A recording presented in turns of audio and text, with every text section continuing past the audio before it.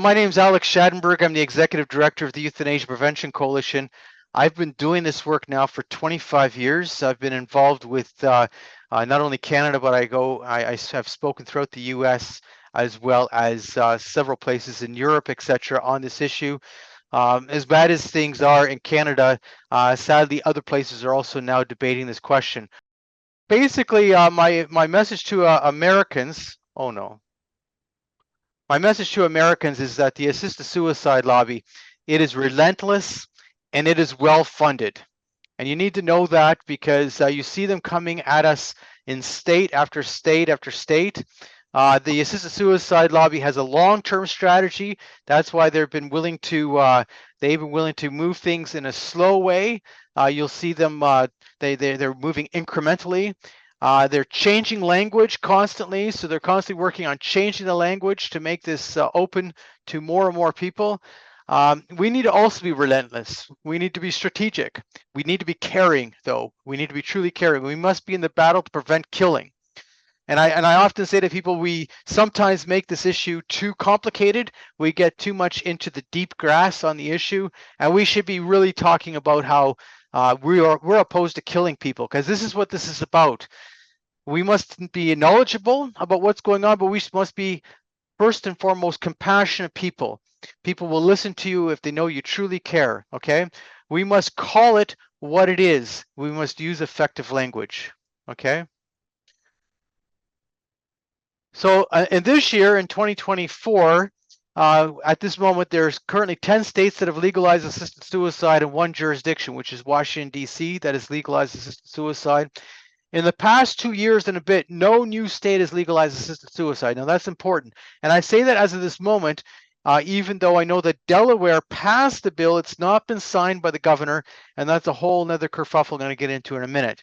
In 2024, at least 20 states had bills to legalize assisted suicide. So the assisted suicide lobby, this was actually their most active active year they've ever had.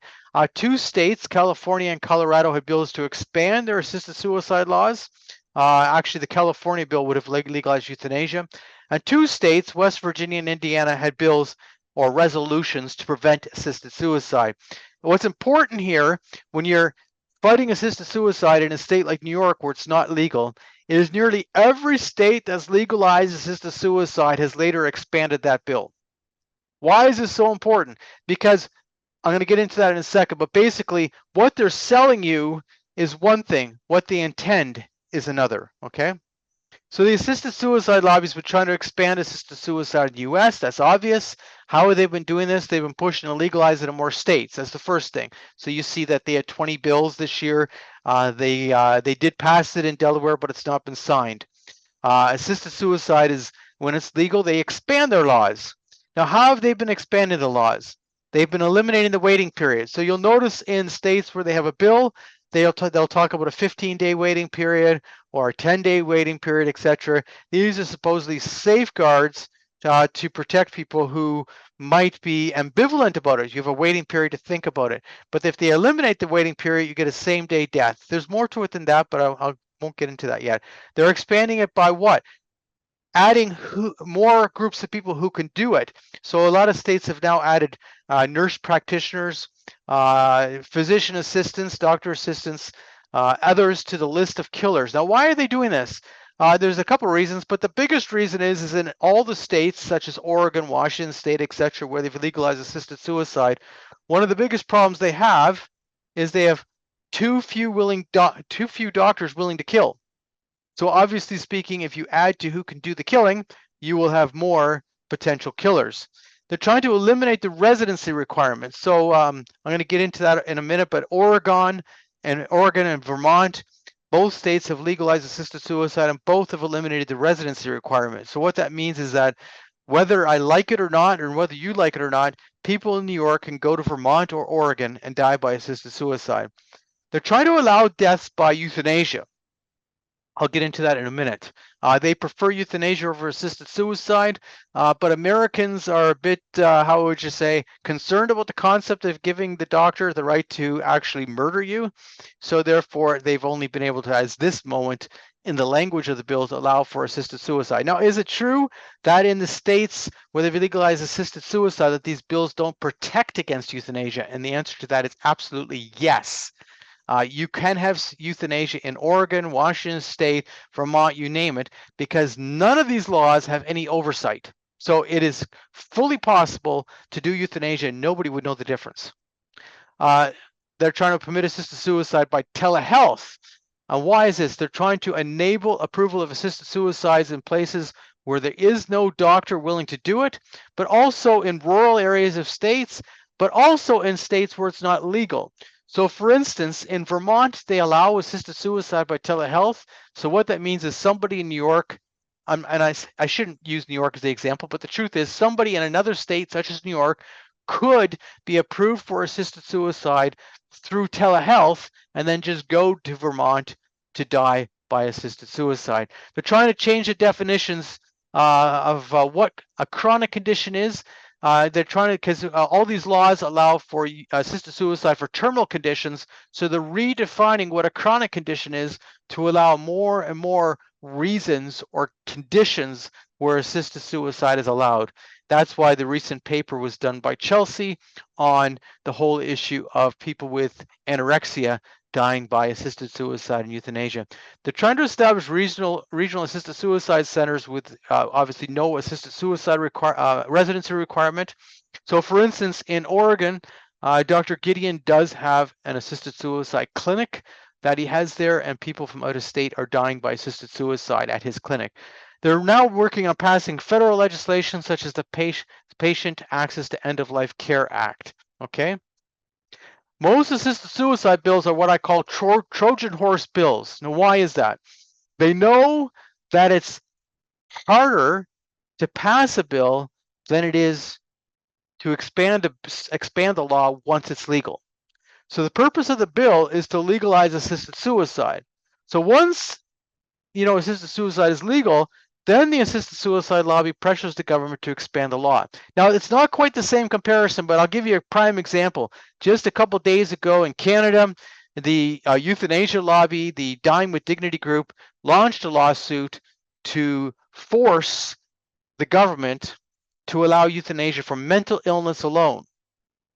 So obviously speaking, they are not happy that the government has not actually they actually did pass legislation, but they've delayed it, euthanasia for mental illness alone. So the euthanasia lobbies got directly involved in a court case to force the government to do this. I'll give you another example. For instance, Colorado recently passed a bill. I'll get into that in a second. But the point of it, that passing the expansion, is when they legalized, they made it sound like this is all that we're ever going to do. We just want to legalize assisted suicide. But then a few years pass, and after they've legalized, then the next goal is to expand the law, okay? Some states have more expansive bills, and those states believe that they already have the votes to pass this, so therefore they're presenting a wider bill. But most states, what you see is a bill that is even though it's deceptive, they try and claim it's tightly worded and it has certain restrictions in it. They have no intention of keeping those restrictions over time. So giving you more insight, in 2024, no new state has legalized assisted suicide yet. Now this is an important point. I say yet because of the whole Delaware situation. Now the New Hampshire State House did pass the Assisted Suicide Bill 179 to 176. Euthanasia Prevention Coalition, Colleen would know that we were heavily involved in trying to prevent that from happening. But the state Senate refused to then pass that bill. What they did is they referred it for study. So that bill was technically dead. Colorado did expand their law, as I say. They reduced the waiting period from 15 days to 7. Now, why is that important? It's important because the assisted suicide lobby, I'll give you two reasons why it's important. One is they're saying, well, if someone's terminally ill, it's not just not to allow them to have assisted suicide quickly. But secondly, they've decided that if someone refuses to eat and drink, that immediately makes them terminal. So you'll see what's happening. The assisted suicide lobby, if you read their stuff and you follow them closely, you're going to realize that people who refuse food and drink are defined as terminally ill. Therefore, you can't have a 15-day waiting period. because you would, of course, you would be dead by 15 days if you refuse to eat and drink. So they want to change these things to 7 days because that immediately makes you terminally ill. So then you would die in 7 days. You have to understand this whole physiology question. Most people who refuse eating and drinking die of dehydration in less than 15 days. So let's look at what these assisted suicide lobby people have been saying. So J.M. Sorrell is the executive director of Massachusetts Death with Dignity. So that's the Dying with Dignity group. Said on a bill, on the bill that they have, once you get something passed, you can always work on amendments later. Now, why was he saying that? Because he was being told that the Massachusetts bill was too tight. So his argument was, no, we don't intend to keep it this way, but we first have to get it passed, okay? Amy Pauline, the sponsor of the New York bill, recently stated in an event, well, it wasn't recent, it was in a January event, promoting the bill, we've been criticized by some organizations that actually wanted expansion, but we've held firm because we want to get this passed first. So what she's saying is that a lot of the assisted suicide lobby thought the New York bill was too tight, but they first want to legalize before they expand. Josh Elliott, the Connecticut bill sponsor, said he wanted to get a heavily safeguarded assisted suicide bill passed and then make amendments later. So I think they're not hiding their strategy at all, okay? And I'm not saying these bills are tight, but anyway, let's get into the Delaware situation. It's important to see what happened in Delaware. And it's been a roller coaster ride in Delaware. So what you have is on June 20th of this year, the Delaware Senate voted 9-9. So they defeated assisted suicide bill HB 140. Now, not everyone was present in the Senate that day, so they asked for a new vote, a reconsidered vote. So on June 25th, they passed the bill by 11-10 in the Delaware Senate. So, now you have a situation where the bill passed by one vote. Governor John Carney has not signed the bill. Now, here's the thing. So June 25th was the end of the legislative session. So according to Delaware rules, Carney's got 30 days to sign the bill, or it's called a pocket veto. It's immediately vetoed after 30 days. Now, when I contacted Carney's office, I've been told the bill has never been put on his desk. So meaning the 30-day countdown has never started. So I'm very concerned about what's actually happening here. What's interesting is the Senate Majority Leader, Brian Townsend, who supported the bill, said, I very much believe it's not a role of government to try and deny them that, assisted suicide, but to try and have themselves, their families, and their medical provider grapple with that and make that choice. You have to understand, is it a choice? Because they sell it as choice. Is it truly a choice when you're talking about doctors deciding whether or not you live or you die? Now, that's more clear in the euthanasia side of things. I have to be honest about that, obviously. But in assisted suicide, it's the same thing. I'm showing you the data here, graph from Oregon. Now, I'm going to go through some of the Oregon data with you. I think it's sort of important to be knowledgeable. The 2023 Oregon report indicated there were 367 reported assisted suicide deaths, which was up by 21% from 2022. There was 566 lethal prescriptions written, which is up by 29% from 2022. Now, what's important about this is actually a couple things. One is that there were actually more than 367 deaths.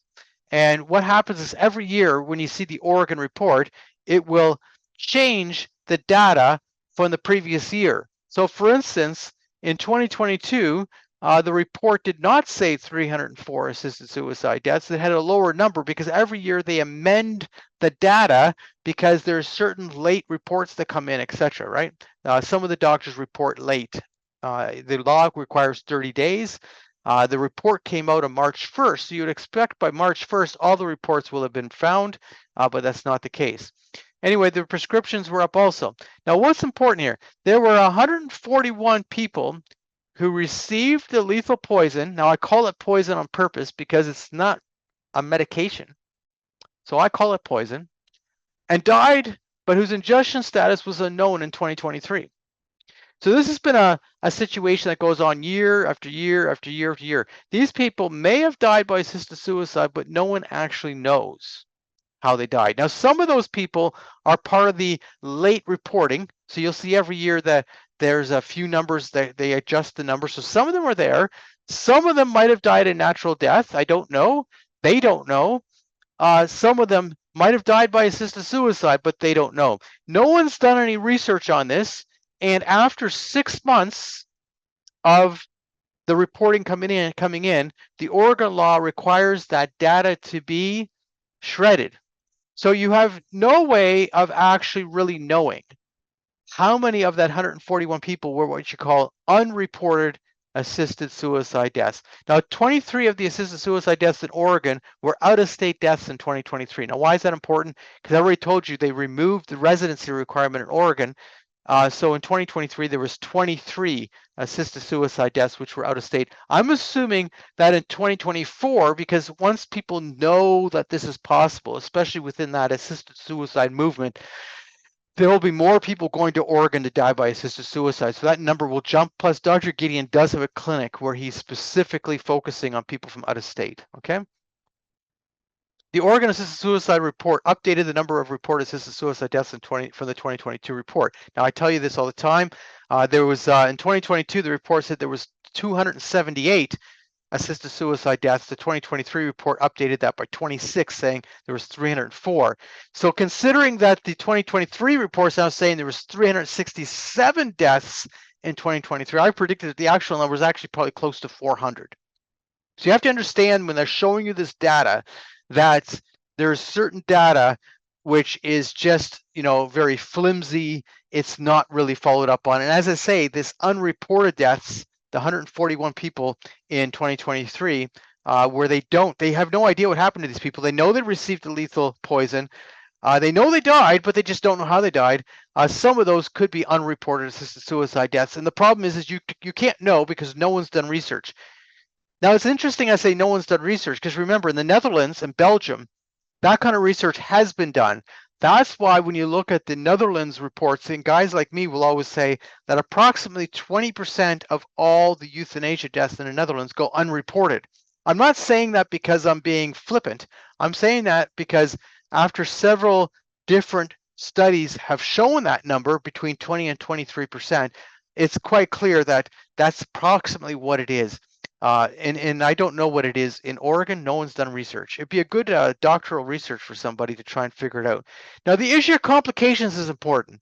They really undermine the concept of complications with assisted suicide because they'll say to you, well, in Oregon, there was 10 known complications of assisted suicide in 2023. They'll say that, well, there's 367 deaths. There was 10 complications. But actually, that's not true. Because complications are only reported when the doctor is present at the death. So in 2023, if you look at the report, it shows you that there was 102 times that the doctor was actually present at the death, and sending in the report shows that those 102 deaths is where the 10 complications, known complications, come from. So in fact, the rate's about 10%. In 2022, if you look at the data, it showed that the doctor was at the death 76 times, and they reported 7 known complications. So that's about a 9% complication rate. So it's pretty consistent. 9 to 10% of the time there's a complication. So really, what you're knowing is that out of 367 of the reported deaths, and I'm claiming there's probably going to end up being around 400 when the 2024 report comes out, there was probably closer to then 40, in the range of 40 complications in Oregon alone. But you don't know about it because the doctor is rarely at the death. Now, who is at the death? Now, remember, how the law works is the doctor who prescribes the assisted suicide poison is the same doctor who then sends in a report to the government. The doctor is rarely at the death. So, who is at the death? Well, we know from the information, it's the Compassion and Choices volunteer. So in Oregon, the Compassion and Choices group have trained volunteers who sit with you as you take the lethal poison. Now, why are they there? They're there to make sure that the whole process is carried out, right? In order to do that, they make sure there's a volunteer there who is willing to sit with you. So as I'm pointing out, there was probably actually 40 complications in 2023 or something in that range. I don't know for sure because obviously the doctor's rarely at the death, But we can't be talking about the 10 complications out of 367 when in fact that's a total lie. There was 10 out of 102. Okay? Complications rate's actually fairly high if you think about it. 2023 assisted suicide report in California. There was 884 reported assisted suicide deaths. Now remember, the number is actually much higher than that for the same reason as Oregon. Every year they update the number in the next report, and in California, 276 deaths, the ingestion status was unknown in 2023. 276. So it's 276 people in California in 2023 who received the lethal poison and who died, but we don't know how they died. We just don't know. Now, some of those deaths, of course, are going to show up in the 2024 report as corrected numbers to the assisted suicide numbers because they're going to up it based on the actual number of the late reports that came in. But some of them might have been natural deaths, and some of them might have been unreported assisted suicide deaths, but there's no way to prove it because no one's done research. So we have Alexander Rakin with us. There's a good research project for him. It might give him a lot of, how to say, support, because that kind of research needs to be done. And I don't know if it's possible to do it, actually, as I say, because this is all under the privacy rules. So California's, this is an important thing. And it's hard when we're talking about assisted suicide because we talk about the vulnerable. And I'm going to get into that later because I think we need to talk about the vulnerable in a different way. We like to talk about the vulnerable as people who are poor, people who are disabled, and certainly they have a higher rate of vulnerability. And they have, and if you look at the euthanasia law in Canada, they actually, when you see the data from, I can show you Ontario data, they have actually a higher rate of euthanasia death than people who do not fit in those categories. Nonetheless, in California, 87.6% of the people who died by assisted suicide are white. 6.4% were Asian, 3.8% were Hispanic, and 0.8% were Black. Now, why is this important? 40% of the people in California are Hispanic. Just look at the data. Google it. Comes right up. 35% are white. 15% are Asian. 5% are Black. Now, it shows you that, in fact, assisted suicide tends to be for people who are white, worried, and wealthy. That's who it tends to be. That doesn't mean that people aren't vulnerable, but what you have is you have a social class here of people who are demanding death by assisted suicide. And how we're fighting it should recognize the fact that this is more about, how would you say, I don't know if the word's right to say yuppie. I'm too old maybe to figure out the right word. But you know, it's about a certain type rather than. Now, why is this important? If I'm in a state that has a lot of minority population, remember the minority population tends not to support assisted suicide. Okay, it's very important to understand this. I'll give you another example. In Maryland, Maryland is a very Democrat state, and they've had a very hard time passing an assisted suicide bill. They've been failing. The reason for that is there is a certain number of Black Democrats. These are people who are in the Democrat Party who vote with the Democrat Party on almost everything, but every time an assisted suicide bill comes up, they vote no. Why? Because they don't share the same values as these white, worried, wealthy people. Okay. California introduced this year California Bill SB 1196. Now, why is this important? Because we know that the assisted suicide lobby does all these presentations on how wonderful the Canadian euthanasia law is. They want euthanasia. Assisted suicide they're putting up with because that's all they've gotten so far. And I shouldn't say all, it is killing. You know, it isn't just all, but you know what I'm getting to. They want to be able to kill you by lethal injection or by intravenous application. This is how they want to do it.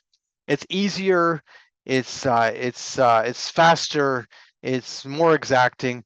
So anyway, California had Bill SB 1196 this year, which was dropped.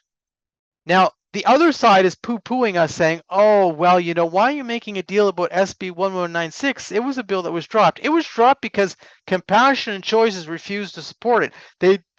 They refused to support it not because they didn't support it, because they knew that if California had passed SB 1196 and allowed for euthanasia and removed this waiting period, the 6-month prognosis, and allowed for this grievous and irremediable medical condition definition, which is the Canadian definition, and allowed people with dementia to die by euthanasia. If they were to pass that bill, that would make it impossible to pass it in certain other states, right?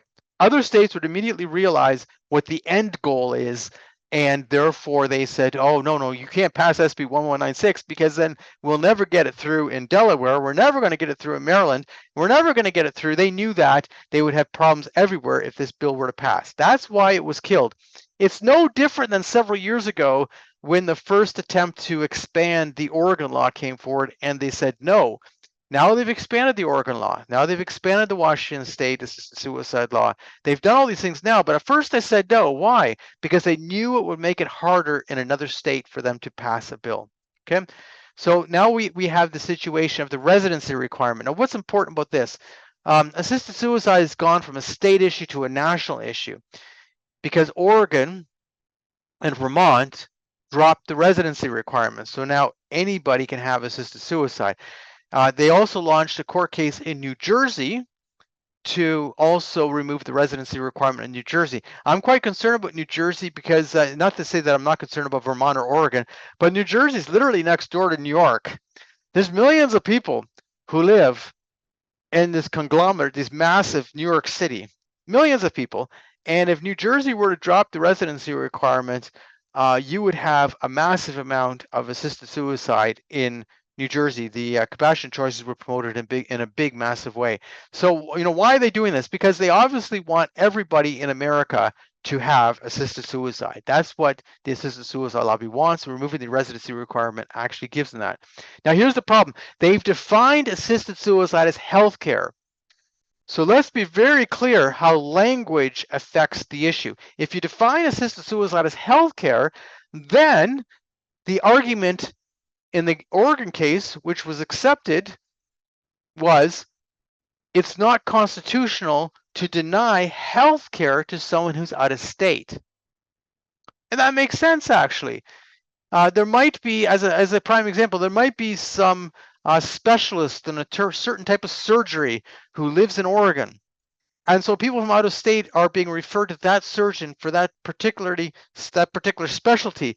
And of course, that surgeon will do that specialty living in Oregon on people from out of state. And there's no reason why that can't happen. But now they're calling assisted suicide healthcare, even though it's not healthcare. There's nothing healthcare-ish about it. It's about killing people.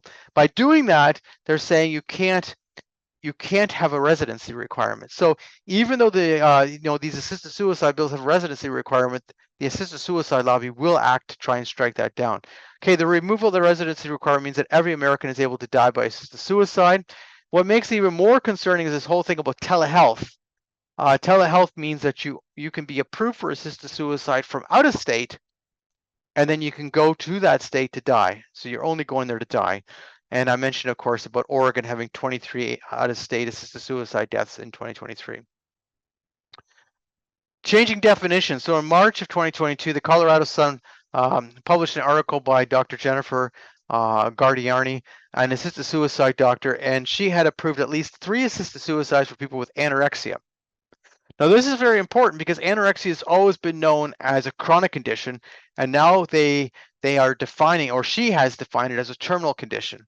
What's very important about this is the Oregon 2021 assisted suicide report also listed anorexia as a reason for assisted suicide in Oregon in 2021. Now, in the Oregon report, when they talk about other conditions, it listed anorexia. It didn't say how many people with anorexia die by assisted suicide. So I don't know if there's 1 or 2. I wouldn't know that. The report doesn't tell me that. It just has other conditions, and then it listed anorexia. It's very important. Now, there's been recently a study that's come out by Chelsea Roff, who's a woman who has recovered from anorexia. She was a woman who, if you define anorexia sometimes as being terminal, she would have fit that condition at that time. She explains that she was down to 58 pounds. They considered her one of the worst cases they had ever dealt with. She has fully recovered. She's become someone who helps other people recover from anorexia. That's what she focuses on, and she's written a paper recently on the fact that anorexia is not a terminal condition. This is absolutely a lie. Okay. Now, what else has happened? Okay, in April 2024, Representative Jeffries and Representative Scalise introduced the Patient Access to End-of-Life Care Act. Now, what's very interesting about this is some of you who have been around a long time would realize that in 1997, in the U.S., federal government passed the Assisted Suicide Funding Restrictions Act. So what that means is in the U.S., the federal government cannot fund assisted suicide. It's considered illegal. Okay, or it's just it's been passed, this bill, that you cannot do so. Anyway, Bill 8137, HB 137, which has not been debated, but you now know the direction of the assisted suicide lobby when you see this. It would allow funding for medical aid in dying. And then it defines medical aid in dying as not euthanasia, it's not mercy killing, and it's not assisted suicide. I have to watch my French because it's not very pleasant. But then what is medical aid in dying? This is what the assisted suicide lobby does all the time. When you read their legislation, you have to always look through it because they do this with everything. So a typical, death lobby bill, they state that something isn't what it is. So in order to replace the Assisted Suicide Funding Restrictions Act, they're saying that they're going to redefine it as medical aid in dying. So you could fund medical aid in dying, and medical aid in dying is not euthanasia, mercy killing, or assisted suicide. That's just insane, but that's how they do things, just so you know. Okay, that bill was not debated, though, just so you know. I think actually this was an election ploy. I think you're going to see the assisted suicide lobby in the U.S. use this to try and get their supporters to vote Democrat because they presented and are supporting such a bill. In 2024, Indiana debated concurrent resolutions, HCR, that's the House Resolution 19 and the Senate Resolution 17. So the Senate passed the Senate Resolution 17. It passed it by a vote of 39-9, essentially.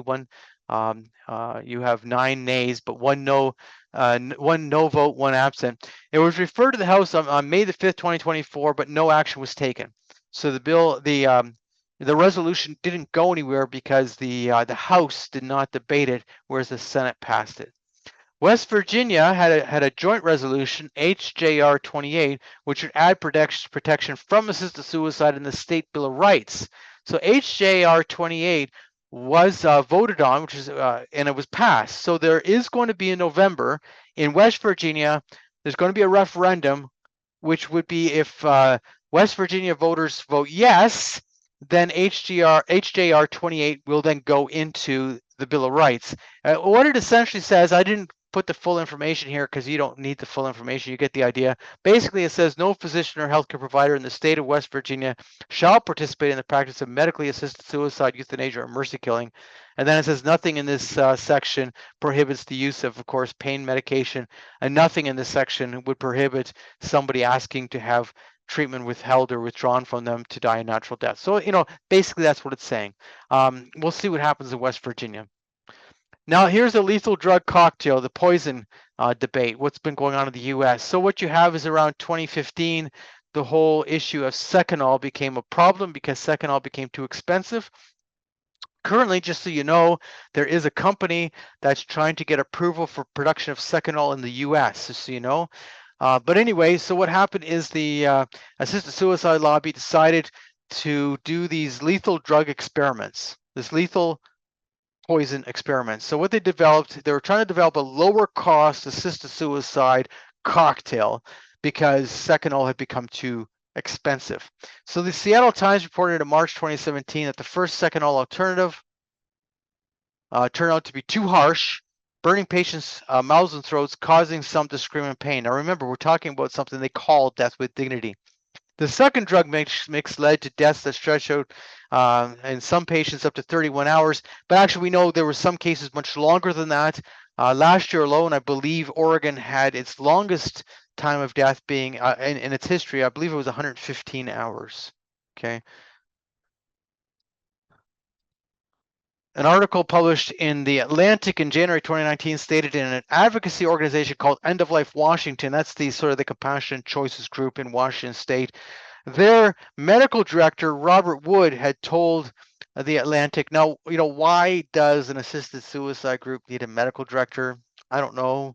I don't understand why they would need such a thing. But nonetheless, he had said that we know this is going to put you to sleep.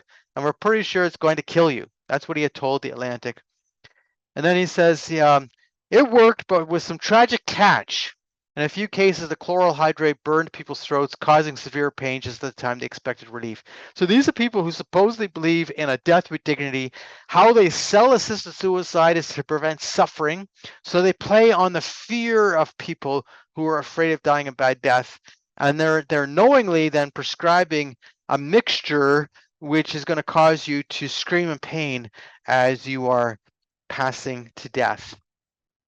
Medical Express reported in September 8, 2020, a little-known secret not publicized by advocates of aid in dying was that while most deaths were speedy, others were very slow. Some patients lingered for 6 or 9 hours, a few more than 3 days, and as I said last year, one was about, I believe, 115 hours in Oregon. So assisted suicide is clearly not what it appears to be. And the other thing is people don't understand how the poison mixture works. They think that they're told that this is all about, people falling asleep and having this beautiful, calm death and everything. And well, assisted suicide doesn't always work that way, and often it doesn't. Now, what often happens with assisted suicide, and actually how the poison mixture works, is actually like a three-pronged approach. Now, I'm maybe getting too much into information, but it's how it works is they do three things. The first thing is the first mixture of the poison puts you into coma. The second one causes you to go into a paralysis. And the third mixture, it's all mixed together, is to shut down your lungs. So the death is actually caused by a type of a drowning. Now, of course, the person is put into a coma, and the person is also put into this sort of, where they can't move at all. So obviously speaking, they can't cry out if they're actually suffering. And then the doctors say, oh, I've never seen someone suffer like that. Yeah, you put them into a deep sleep. You don't actually know how they're dying. You don't know that. All you know is they're put into a deep sleep. There has been some people who have survived assisted suicide, but very few. Give you some Canadian numbers very quickly. Health Canada in 2022, which is the last year we have complete data for, said that there was 13,241 reported assisted deaths in Canada. Why is that important? The importance is how fast it's grown in our country. We do euthanasia in Canada.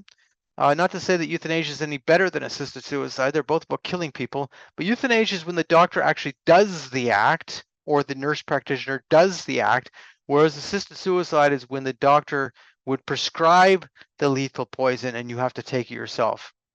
I'm estimated that in 2023 there was approximately 15,300 euthanasia deaths in Canada, which shows you another big increase. Quebec has the highest rate in the world in 2023 at 7.3%, and of course that's only going up. Canada has had euthanasia of veterans with PTSD, euthanasia based on homelessness, poverty, disability, and more. This is where we've gone. When I say to people, don't follow Canada's lead, remember, the assisted suicide lobby in the US wants Canada's euthanasia law. That's what they want. They just don't have it yet. And they're willing to take their time to get there, but that's what they want. They want social change to allow them to have Canada's euthanasia law. That's what they want. You see it in their writings, you see it in their arguments, you see it in their videos they do. That's what they want. How do we fight this? Well, first of all, in New York, you've actually held it off for years. It's very impressive that New York's been able to hold it off for years, considering the state political makeup. I always tell people you need to call it what it is. The other side's constantly engineering terms, engineering language. They're using this term now, medical aid in dying. Medical assistance in dying, medical aid in dying refers to both euthanasia and assisted suicide. So when they're talking about medical aid in dying, and the law says the language of the bill refers to assisted suicide, remember, it's a very short change from allowing assisted suicide to allowing euthanasia. Euthanasia is homicide, assisted suicide is assisting a suicide. The difference is not the intention. The difference is not the mixture of drugs. The difference is not the outcome. The outcome is death. The difference is who does the act, right?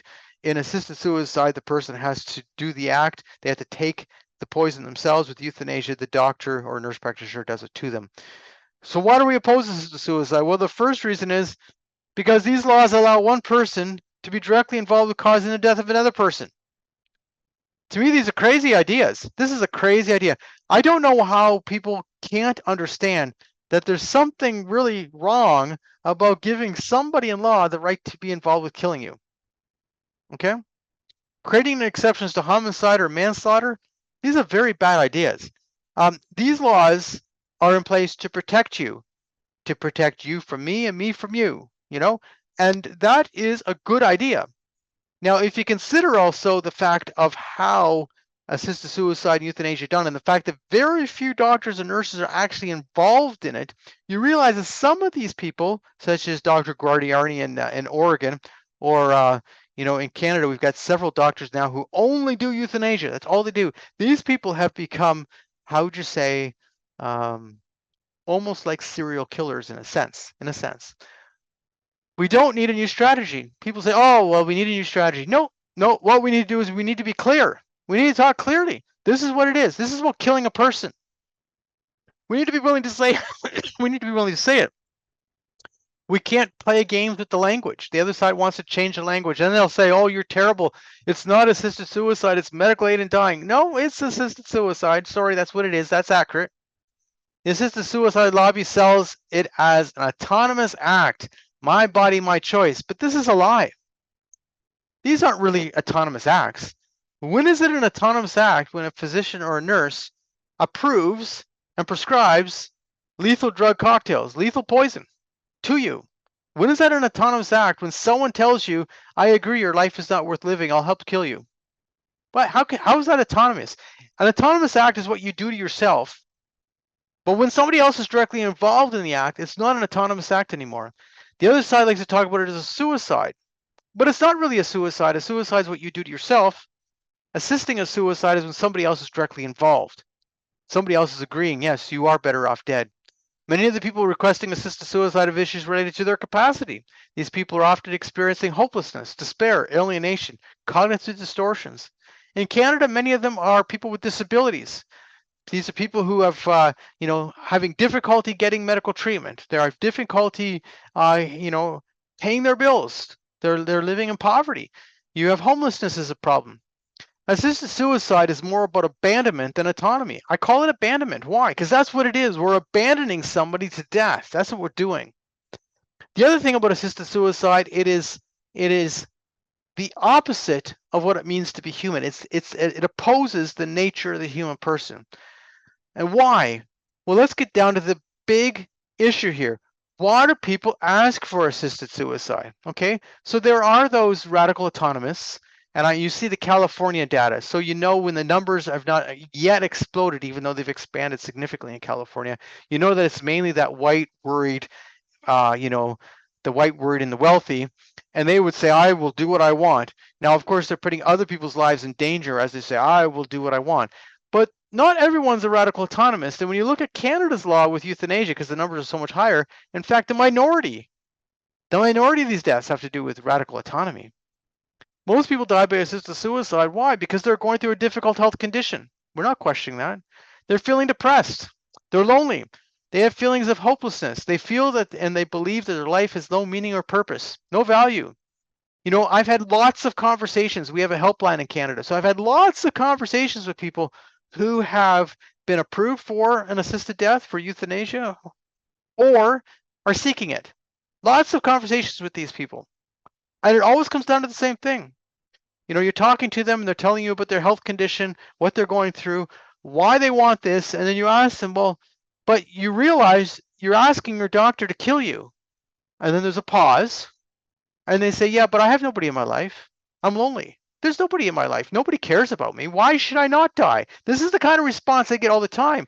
Or they say, I feel I have no more purpose for living. When they say that they don't want to be a burden on others. I don't want to be a burden on others. Are they saying, oh, well, it's my freedom to choose? No, they're saying I'm better off dead. That's what they're saying. Legalizing assisted suicide is not about freedom. It's rather about abandonment. This is what it is. This is what it is. Get this, when we have to use this language, this is not about freedom. It's not about choice. Also, assisted suicide, it threatens my life. We like to think about this as that other person doesn't threaten me. I might be a person of faith, but we're forgetting what it means to be human. And this is the problem with all this. If you're going to let someone be able to be involved with killing you, that's very contrary to our nature as humans, because we all go through difficult times of our lives. We all do at different times and to different degrees. We all go through times where we're experiencing serious illness. We all go through these personal difficulties. We all go through loneliness. Some people become regularly depressed. They have that sort of physiology that they become depressed on a more regular basis. If you add into that a time where they're going through depression and they also are experiencing serious illness at the same time, you could see how they might want to die, but that doesn't mean we kill them. People fear for their future. They question their purpose for living. They experience existential distress, situational depression. People lose hope. That's a normal human reality. And offering them death is not about their freedom, it's not about their choice, and it's not about their autonomy. It's actually a threat to their life. That's what it is. People suffer alone, loneliness, isolation, depression. You talk to people who are lonely, and you often understand that there's lots of times they might feel they'd rather be dead. But does that mean we kill them? This is what this is all about. Now you would say, oh yeah, but the other side will talk about that case of, oh, well, so-and-so, they were a university professor, and this fit their values. This is what they always wanted. This gave them their freedom to die. Yeah, so this gave them their freedom to die, if that's what you're saying. Actually, no, it was the freedom to be killed, not the freedom to die. Freedom to be killed, and it gave the power of someone else to kill you, and that affected me, because now I am faced with the same situation when I'm going through my own personal difficulties. It's not about freedom. It's not about choice. It is about abandonment. And there's some information there. You can see my email address is info@epcc.ca. Our blog is the world's largest source of information on euthanasia and assisted suicide. You see it at epcblog.org. Go ahead, Anne. Okay. I'm curious, when you get those calls where somebody says, but I've been approved and there's no reason I shouldn't go ahead with this, and you say, but you realize somebody's going to kill you, and they say, but I'm alone. There is nobody in my life. Where does the conversation go from there? So first of all, Anne, every time I receive calls, whether it's someone who is thinking about it, someone who might have been approved, and we've gotten quite a few calls as we have the helpline. And for a period of time, I was dealing with all those calls. Now, Kathy deals with most of the calls, and sometimes I deal with the calls. Kathy works with Compassionate Community Care. The first thing you have to do anytime you get a call is you listen. So you're trying to listen to someone. You're finding out what's important to them. You're finding out why they're interested in this. You're finding out what they're motivated by, why they're, what conditions they have, and you listen. Because most often somebody in a situation like that often feels like there's no purpose or meaning. And guess what? We had a call from somebody, and I think they called accidentally. I don't know. Euthanasia Prevention Coalition, they probably Googled euthanasia. They called actually our line here to the office. They were wanting euthanasia. This person was shocked that we actually were listening. So you're actually caring. So you create that relationship. So you listen. The other thing you do is you try and find something where there's some sort of commonality. What do we have in common? Is there something that we can connect with? Because obviously speaking, I will have no effect on you if we have no interconnection, or you don't trust me, or you don't feel, open to that further discussion. So that's the first thing you do. After that, you're going to continue the conversation. Often at a certain point, the conversation ends, and you assure them, I always give them my cell phone number, and I tell them they can call me personally anytime. It's interesting. I'll tell you a story. It was, I believe, 2021. We got a call from this woman, and she had multiple health problems. And this was also during COVID, so she was locked in and having serious problems because she couldn't get anybody to deliver food to her, all these kind of things. And she wanted to die by euthanasia. Someone had told her to contact us. She's calling me up. She's going through all her health problems. And I'm pretty sure it was like late January, early February, because it was still like winter outside. And I listened to this woman for quite a while. We had a conversation back and forth. At the end of it, I was saying, well, I know how, I can understand how you feel. You can't go anywhere. You don't seem to have help. I said, but you must have some friends in your building. You must have this sort of thing. And she's saying, yes, I do know a few people, etc. I said, then do me a favor. Spring is coming, I said to her. You can call me back anytime. Here's my cell phone number. You can call me back anytime. But spring is coming. So call me in the spring when at least you get a chance to go outside a bit, get some fresh air, start feeling a bit of life again. And she says, oh, okay, I'll do that. So that's what she did. She called me back a couple months later and we talked again. She had significant health issues, but we were talking and she had other issues and we discussed all those kind of things. And I'm more listening. I'm not offering very much advice. This is the odd little thing. You're listening to someone and no one else listens. She then called us back. It would have been, now it's 2024. So it would have been January or something, 2023. And she says, she actually called Kathy, answered, and Kathy, she said, can I speak to Alex? And so I took the call and everything. And she says, do you remember me? I said, of course I remember you. I've spoke to you about 5 times. I remember you. Of course I do. She says, well, there's a woman on the floor of my building who's been approved for maid. She says, how do I talk her out of it? This is the same woman who originally called wanting it. Now, what did I do? I listened. I spent time, and if you know my life, probably not different than many other people's lives. I don't have a lot of time, really. People will talk to me for a while, and at a certain time, I often, not in these conversations, but if you're calling me just on another issue, at a certain point, I'll probably tell you, I'm trying to finish an article, so can we talk another time? You know, I'm not being rude to you. I'm just trying to say I got to get something done, right? But I mean, in these calls, you listen, you spend time with them, and that's really what people want more than anything else. You'd be shocked how lonely some people are, how they can't, they might have a doctor who doesn't, or they maybe can't see their doctor, or they can't get their appointments, and they don't have really neighbors who care too much. There was a woman who called me, and she had an oxygen tank, and she had health issues and everything, and she wanted euthanasia, and it was a similar situation. She was saying, well, I have no one to help me anymore. And so we just started talking more and more, and I just had, there must be some organization. We talked about different things. In the end, she was very happy to have had that conversation because, I did very little talking and more listening. And then I'm trying to just offer something positive, redirect their thoughts. But what else can I do? I'm not their neighbors, but I can do the best I can when I'm with someone to redirect their thoughts. And the other thing is, sadly, in my own country, this is legal. So if they're really convinced that that's what they're going to do, as much as it might cause me extreme pain, sadly, they can do it, right? And I know that recently Kathy had a call and she got all upset afterwards because the person actually did die by euthanasia. In the end, they said, no, I'm going to do this anyway. And she was all upset. And I told her, Kathy, you did everything you could do.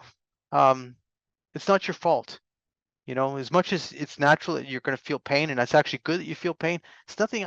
I can't control somebody else. I wish, I don't actually wish I can control them. You know what I'm saying? I wish they wouldn't make that decision, but I don't have that ability to actually stop them. But some people have said no, and that's been good. We had a case in Ottawa. Someone called, and it was the sister-in-law of the guy. So this guy's asking for euthanasia. The sister-in-law calls me, and I said, how come you're calling me? You're the sister-in-law. That means your sister is the wife of this guy. Yes. I said, well, why isn't it your sister calling me? And she said, because my sister's too distraught about the fact that her husband wants euthanasia. She can't talk to anybody. So after a bit of a conversation, I spoke to the brother-in-law, so this woman's husband, and I said to him, it appears to me that this guy really needs a man-to-man talk on this. Because if he, in this case, that couple have been married for like 50 years. And I said, if he's willing to cause such pain to his wife of 50 years, he needs to talk to a man about this, because obviously he's not showing enough respect to this wife of his. And that's what happened, and this man ended up dying a natural death. That's exactly what it took. It took his brother-in-law coming in and having a man-to-man talk with him, and he did change his mind. So, because it's not fair to transfer that pain to his wife. That's a horrific idea, and yet that's what he was doing because he was wanting out of this life, and I can understand the emotion, I can't agree with the act. I can understand the emotion, but to transfer your pain to your wife, that's a horrific idea. Sorry. You know, that's just wrong, because then she would have to live with that pain. That was just wrong. You know, not to say that this isn't crazy. Giving your doctor the right and law to kill you, let's be brutally honest, that's a crazy idea. Think about it. That's pretty nutty, you know? And then you have to trust somebody who thinks it's a good idea that you be dead? That's a crazy idea. I'm sorry to say that, but that is very crazy. But that's where we're going in some ways. Anyway, anybody else with their hand up? Celeste, very good, Celeste. I recognize your name. Very good. I'm in New York. Excellent. Yeah, well, that depends. So we're trying to fight assisted suicide, as you know, for years. Yes. And a lot of the arguments that I find that in the pro-life circles that I'm in, they deal with, oh, you know, the safeguard isn't this or the safeguard, and they keep talking about safeguards. And then, like what you mentioned, oh, and physicians don't have to be the only one who do it. I feel like that, and I like to get your opinion. I feel like that's the wrong way to argue it, because if you tell people, like you went through the whole thing about expansion, right? But if you tell people, well, that safeguard isn't good enough, then the other side's just going to say, oh, well, okay, we'll fix it. And then we're not arguing on first principles, and we're going to backtrack on that. And who cares who does it? So I'm going to answer your question, Celeste, because there's a two-headed answer to this. Some bills and how they're worded, and that is the thing about the assisted suicide lobby, they're very deceptive in their language. Some bills, how they're worded, you know, you could almost kill the bill by talking about the language of the bill, right? And that's how a lot of these bills are. And in New York, I think your bill is a little bit more deceptive than that, because they've been trying so hard to get it through that actually when I read the New York bill, I find it very deceptive, and it appears to be tight, but you know, it's sort of slippery. But you know what I'm getting to, when you're dealing with a legislature that the majority would appear to support it, then you're just trying to kill it any way you can. But at the same time, I agree with you. A lot of people will say, oh, I oppose assisted suicide because it's not necessary. All we need is more palliative care. Well, I'm not going to argue that palliative care is not a good thing. I'm not going to say of course it's a good thing. We need palliative care, but it's wrong because it's killing people. That's what it's wrong about, okay? So you can't make it sound like, oh, it's only wrong because we're not promoting palliative care. No, it's wrong. Right, correct. And my argument is, yes, we should have more palliative care. Now, the other side actually manipulates us. So the palliative care argument doesn't work as well as people say it does. Now, why not? Because the other side says, of course we support palliative care. You know, compassionate choices, people say that all the time. We want improvements to palliative care, but we also want more choices. That's what they say, right? So they're undermining the argument that it's not necessary because we just need more palliative care, when in fact they're saying, of course we want palliative care, we just want more choices. So this is the kind of thing. I do believe we have to call it what it is. I don't believe that the soft approach is in the end going to work. And in the end, if, you know, here's the problem. Elections also have consequences. So you're coming into an election cycle. Obviously speaking, every seat that you can get through somehow to get a good person elected where it's possible makes all the difference in the world, because once someone who believes in these things is elected, you can talk to them till you're blue in the face. They're not going to change their mind, but you might, as I say, convince them that the language of the bill is bad. But then I agree with you, Celeste. They can say, oh, well, we'll change that. We'll amend that. You know what I'm saying? It doesn't help, because the reality is we're opposed to assisted suicide because it's about killing people. We're opposed to killing people. And that's what I like to say to people also. I say, you know, don't make this too difficult an argument. I'm opposed to killing people. Okay. Now, I know that Charbel's a Canadian. He's got his hand up, and this is basically an America thing. But I'll let Charbel ask his question to America. Yes, Alex, thank you. The question is about the slippery slope of mental illness, of euthanasia for mentally ill. Which is the Canadian issue. Well, how far Canadian system, legal system, and we know we have the American election coming up in November. How far are we in Canada with that slippery slope, and how about the legislation in the US? Can you speak about the legal aspect of that slippery slope of mentally ill? mental illness. Okay, so you would notice, okay, so in the Canadian situation, we already legalized euthanasia for mental illness alone, as you know, Sharpel. We legalized that in 2021, and then the government has delayed it. They delayed it because they know that it's a quagmire. They can't go there. You don't have enough psychiatry. You don't have enough people who can actually help people with mental health issues. Therefore, legalizing euthanasia for mental illness is a very problematic thing. So the government has backed off, even though it's technically legal. It's been backed off until March of 2027 in Canada. Now, you'll notice that the bill in California was a bill, that SB 1196, which would have allowed euthanasia, not just assisted suicide. And I shouldn't use the word just, because assisted suicide is a horrific thing, but it would have allowed euthanasia. It means the doctors would have could have carried the act out.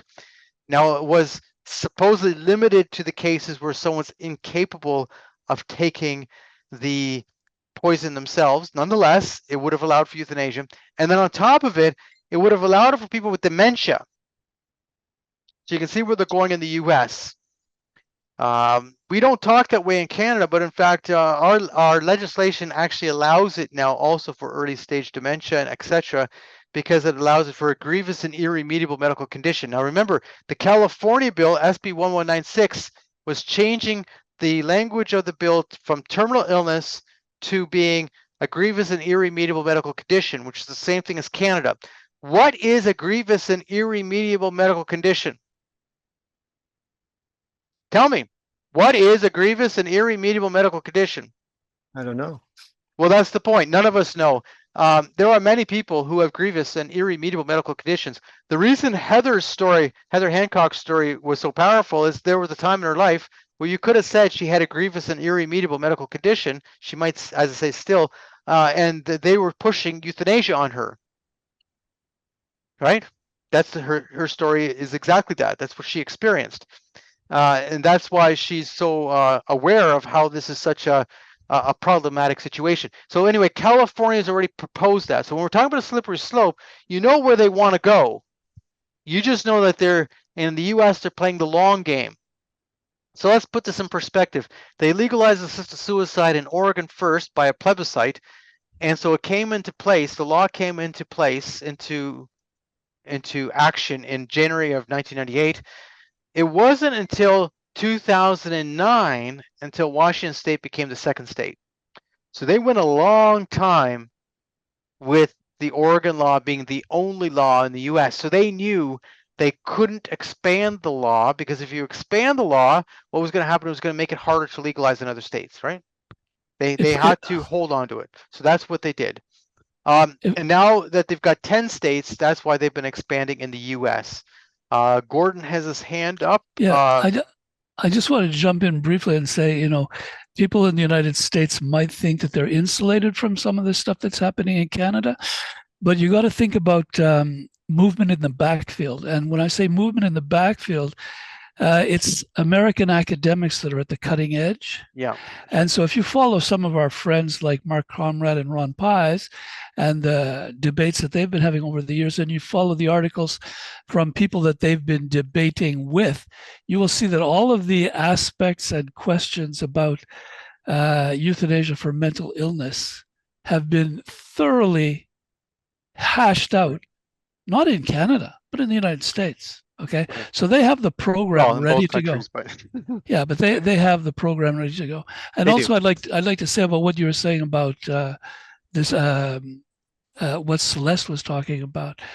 As a disabled individual, the same argument that you brought up about palliative care, I believe, applies to this whole argument about disabled supports, because they do exactly the same thing. They say, yes, of course we should be doing more for the most vulnerable, but that doesn't mean that we should be paternalistic and not allow them to access medical aid in dying, right? So that's right. We're on, in a way, a lot of our major arguments are used by our opposition. And we have to come back, like you said, to the main clarity arguments, the one, as you said, it's killing. Yeah, this is And about killing people. This is what this is about. A doctor should not have the right in law. And you read the bill. That's what's so important. Read the legislation. This gives doctors the clear ability to cause your death, and it gives them anonymity legally. They're free to do it. Look at the Oregon bill, the Oregon law. Look at the New York bill. You cannot, even though it uses this thing about, you know, doctors can be penalized, but if you read the language, it's impossible to prosecute a doctor for assisted suicide. It's impossible. They've given total legal freedom to the doctor to do so, or the nurse practitioner to do so. And the reason they did that is they know that doctors are not going to get involved with prescribing lethal drugs. They know that if they have fear of being prosecuted. They're not going to do it. So they give them complete, total legal cover. That's what they do. That's what that's what this legislation does, okay? Every time. And this is to be pointed out, like this is not safe, okay? This is not a safe idea. Anyway, safeguards are only there to sell the bill. That's the biggest thing about it. Those safeguards are there to sell the bill. They have no intention of keeping those safeguards. If it says a 15-day waiting period, if that's what it says, well, the reason for the 15-day waiting period is what? They know that that helps them sell the bill. They want to get it passed once the bill's passed. If it says a 10-day waiting period, that's just because they figure that's what they can get in your state, right? If it talks about assisted suicide and they use A, B, and C and that sort of thing, remember, they're going to redefine it in no time. That's their intention. The difficulty, and this is the big thing to remember, it's harder to pass the bill than it is to amend it later. Because once you've passed it, then there's an acceptance of it, right? And then they amend it later. And that's what's going on in every single state. So anyway, I think that's about time. And if there's any other question, we're happy to take it. The other thing is stories are important. When the stories come out, use the stories. The other side will tell you all the most horrific stories. And I'm not saying people aren't suffering. Don't get me wrong. I understand the human reality. Some people are going through difficult conditions and they suffer. I'm not in any way denying that. But I recognize also that the comeback to that is the story of the person who's now, when it becomes legal, has now ended up in this situation because they have no other choice. They feel pressured. It's being offered to them. They're in a quandary of, you're not giving me other choices. So thank you very much. Goodbye, everyone. And hopefully we can do this again. When, you know, in the future, I should actually go through the actual bill. I think that's important. Go through the whole bill, deal with the language, because the language is essential. But as Celeste said, essentially when it comes down to the fact that this is about killing people, and it should be a non-starter. I don't know what makes society think this is actually a realistic concept that someone should be able to kill you or be involved with killing you.